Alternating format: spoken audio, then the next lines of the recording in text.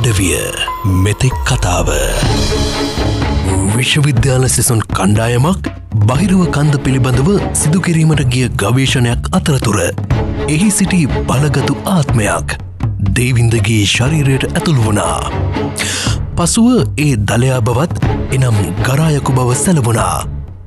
අනතුරුව ගිරිදේවියද පැමිණ දේවින්දගේ ශරීරයට ඇතුළු වී ඔවුන්ගේ අතීත කතා පිරිසට අනාවරණය කළා. දලයා මුලින් මොවුන්ට හිරිහැර කරදර කළද පසුව මහාචාර්ය අබේවංශගේ සූක්ෂම මෙල්ල කිරීම හමුවේ දලයා දේවින්ද වික්‍රම අශේන් සෙව්වන්දේ අමීෂා ඇතුළු පිරිසට වඩාත් මිත්‍ර වුණා. නොෙක් දේව යක්ෂ ආත්ම රැගෙනීමෙන් ඔවුන් ගැන විවිධ තොරතුරු දලයා පිරිස වෙත කියාපානවා.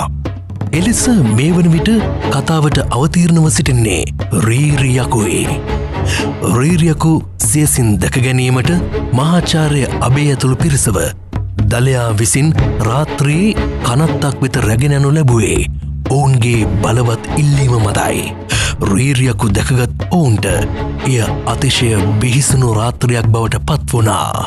පිරිස නිරුපත්‍රිතව නිවසට පැමිණියා. මේ වන විට දලයා පිරිසට ගෙන එන්නේ රිටිගල ජයසේනගේ අනාවරණයයි. එනම් මහසෝන් යකුගේ කතාවයි. යන්නේ අටවිය. අද එතැන් සිට ජයපැන් බොන අතරෙදී රිටිගල ජයසේන කළ විහිළුවක් දුරදිග ගිහින් ගෝටයිම්බරට කේන්ති ගිය බව දලයා කිව්වා. ගෝටයිම්බර ඉන් එහාට මොනව කරන්න ඇතිද?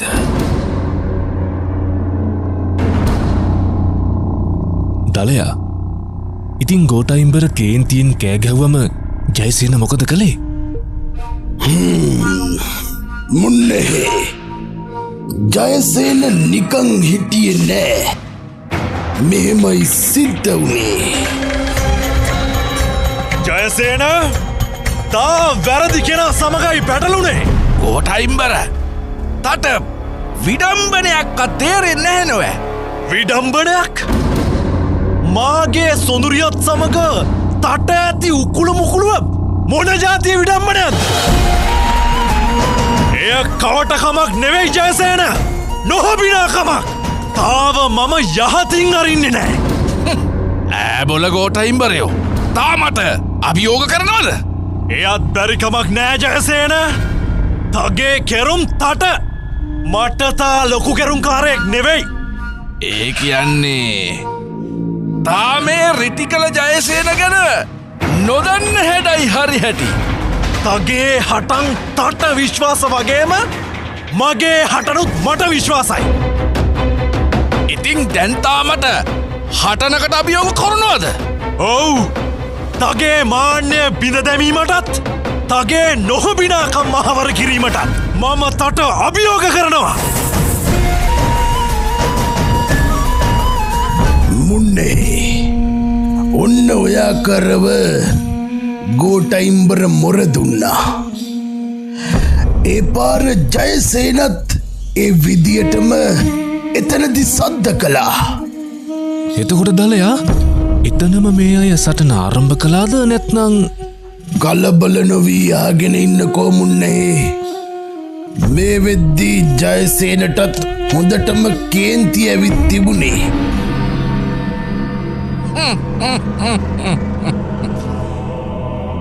මගේ දෙකෙන් පංගුවක්වත් උස නැති තා කෙසේ නම් මට අභියෝග කිරීමට හිත හදාගත් අද ගෝටයිම්බර.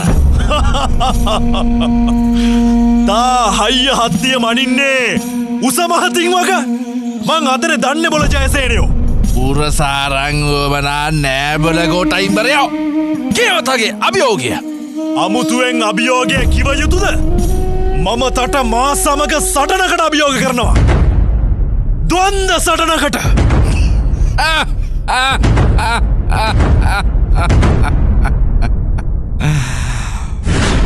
මා සමග ද්වන්ද සටනක්?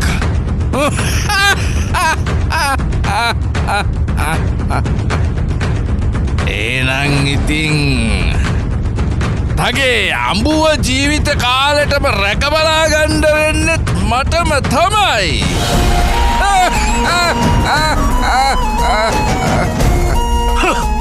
නන්දඩවීම නවතනු ජයසේන තා තැන කියව දිනය වෙලාව මගේ තට විශ්වාසදවා සමඟ සටන් කළ යුතු බව. ඔව් රිටි කළ ජයසේනයට මම මගේ තරම පෙන්විය යුතුයි. එසේනම් ගෝටයිම්බර තැන තම්බ පන්නි සුසාන භූමිය. ඔවුන් ඔය විදියට ජයසේන හටන් කොරන හැටි කිව්වාම ගෝටයිම්බර දිනයයි වෙලාවයි කිව්වා. දැන් එතකොට දලයා කියන්නේ මේ රණ්ඩුව ඇතිවුණේ ගැහැණියක් මුල් කරගෙන කියලද? ඕක විතරක් නොවෙයි. ඉතිහාසේ ගොඩත් තැන්වල ප්‍රශ්න ඇතිවුනෙත් අනාගතයේ බොහෝ තැන්වලදි ප්‍රශ්න ඇතිවෙන්නෙත් ගැහැණියක් මුල් කරගෙන තමයි. ඒක හරි වැඩක්නේ. එතකොට දලයා කියන්නේ ගෑණිකද වැරද්ද? නෑ, ඒක හොඳ ප්‍රශ්නයක්. ගැහැණියගේ නොවෙයි ප්‍රශ්නේ. දුර්වල මනසක් තියෙන පිරිමින්න එක තමයි ප්‍රශ්නේ. හරි දැම් මේ කතාව වෙනතකට යන්නයි හදන්. ඉතිං සටන දවස මොකද වුණේ? හටන් දවසේ මහා සෙනගක් තම්බ පන්නි සුසාන භූමියට ඇවිත් හිටියා. මහාම මහා සෙනගක්. ගෝටයිම්බරටත් ජයසේනටත් සහයෝගයට එක වගේ විශාල පිරිසක් හිටියා. හැමෝම ඔල්වරසන් දෙමින් ප්‍රීතිඝෝෂා කරමින් සිටියා. දෙන්නම දැනන් හිටියද මේක දෙන්නගින් එක්කෙනෙකුගේ අවසානයේ තීරණය කරන සටනක් බව? නැතුවමුන් නැහැ. මේක ද්වන්ද සටනකට කළ ආරාධනාවක්නේ. අනිවාර්යෙන්ම දෙදෙනාගෙන් කෙනෙක් අවසන් වනවා. ඒක ජයසේනත් ගෝටයිම්බරයත් දැනගෙනයි හිටියේ. ඉතින් මොකද වුණේ? දෙදෙනාම කටමැත දොඩවමින් හටන් භූමියට ආවා. ජයසේන හොඳටම මත්පැන් බීගෙනයි හිටියේ. ගෝටයිම්බර අවසන් ගමනට සූදානම් වගේ.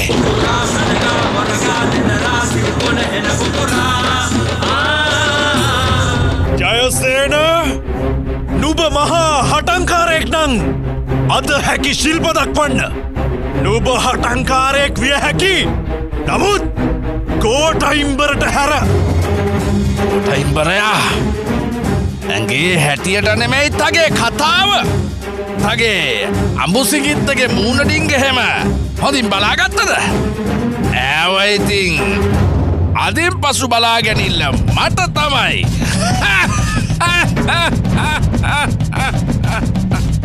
අනුන්ගේ අඹුවකට ලොබ බඳිනතා කෙතරම් නිවටයෙක්ද ජයසේන? සරදමක් නොතේරෙන තා කොතරම් මෝඩේත ගෝටයිම්බර. නන්දෙසීමෙන් පලක් නෑ. එනු හටනට. හෝරා ගණනාවක්ම හටන් කරලා දෙන්නම හෙම්බත් වෙලා හිටියා. අන්තිමේදී මරුනිල බලලා ගෝටයිම්බරයා ජයසේනගේ දනහිසට පැනලා එතනින් ඉහලට පැනලා වම්පයින් ගහපු මරු පහරට ජයසේනගේ හිස ගැලවිලා මහසෝන් භූමියෙන් එහා ගන කැලෑවකට විසවුණා. හැබෑවටම මොකද දලයා ජයසේන ගෝටයිම්බරට පැරදුනේ? නොසලකිල්ල හිතුවේ නෑ එච්චර. ඒ නිසා දිගටම සුරාවෙන් මත්දවී තමයි ජයසේන හිටියේ. ප්‍රතිවාදයා ගැන වැඩිය හිතුවේ නෑ. තමන් ගැනම තමන්ගේ දක්ෂතා ගැනම හිත උදම් මැනුවා. ඉතින් හිස කදින් වෙන්නුනාට පස්සේ මොකද වුණේ? හිස කඳින් වෙන්වෙද්දී ලේ ධාරාවක් විද්දා. හරියට දියැල්ලක් වගේ හිස වෙන්නුණු ජයසේනගේ කඳ තම්බ පන්නි සොහොනේ බිම නොවැටි එහෙමම හිටගෙන හිටියා. එතකොට ගෝටයිම්බර හටන ජයගත්තු නිසා ගෝටයිම්බර උදම් අනමින් ඉඳලා යන්න ගියා. ඊට පස්සේ රජ්ජුරුවන්නේ මහවෙදයි තවත් වෙද්දු කීප දෙනෙකුයි එකතු වෙලා ජයසේනගේ හිස නැති කඳ අරගෙන කැලෑව පැත්තට කලබලෙන් අරන් ගියා. ඒ මොකටද දලය? ඒක තමයි හැමෝටම තිබුණු ප්‍රශ්නය. කවුරුත් හිතුවේ කැලෑවට ගොහින් වලහිකුගේ ඔළුවක් ගලවගෙන ඇවිත් ජයසේනට හයි කරයි කියලා. ඉතින් අපි දන්නෙත් එහෙමනේ. වලහෙක්ගේ ඔළුවක් ගලවල ජයසේනගේ බෙල්ලට බද්ධ කළා කලබලයට පැත්තමාරුණා කියලානේ. එතකොට මුන්නහෙලත් අහලා තියෙන්නේ එහෙමද? ඔව් විතින් ජනප්‍රවාදයේ එන්නේ එහෙමනේ. ඔන්න ඔතන තමයි මුන්නහේ කතාව තියෙන්නේ. ඒ කියන්නේ ඒ කතාව වැරදිද? ඔය කතාවේ ඇත්ත මිනිස්සු දන්න එක නෙවෙයි මුන්නහේ. එහෙනම් මොකද්ද දලයක් ඇත්ත කතාව? මං කියන්නම්. දලයා කියපු කතාවෙන් මම විතරක් නෙවෙයි අපි සේරම පුදුම වුණා.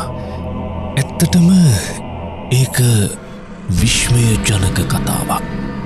එතකොට දැම් දලයා කියන්නේ වලස්සොලුවක් ජයසේනට හයිකරපු කතාව පොරුවක් කියලද? මෙහෙමයි. ඒ කතාව ඒ විදියට දන්න අය ඒක විශ්වාස කරාට කමක් නෑ. හැබැයි මුන්නහෙලා මම මේ කියන කතාව දැනගන්න ඕනා. දලයා අපි කැමති ඒ මොකක්ද කියලා දැනගන්න. රිටිගල ජයසේන කියන්නේ යක්ෂ ගෝත්‍රිකයෙක්.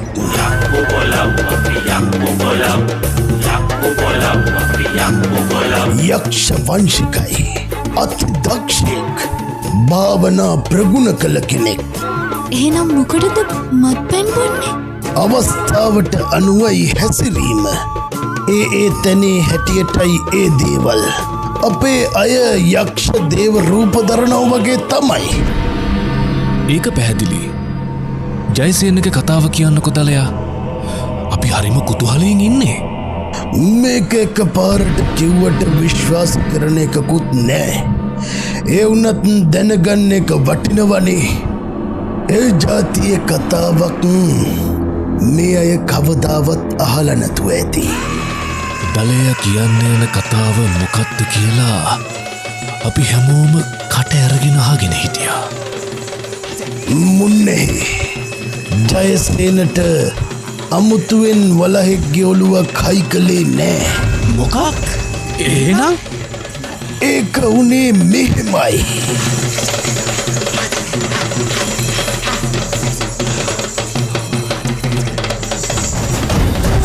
යන්නේ අටවිය.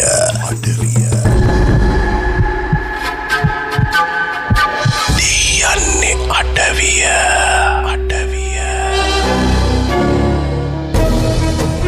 පිටපත GSV ගමගේ නිෂ්පාදනය ධනුෂ්ක සමීර විතානගේ හද දායකත්වය මදුෂාන් ජයමාල් පීරිස් තමීර මදුරංග තරුෂි මයොමි තීක්ෂණ පටවැඳගේ සමගින් සචනී සත්සරණී. යන්නේ අටවිය.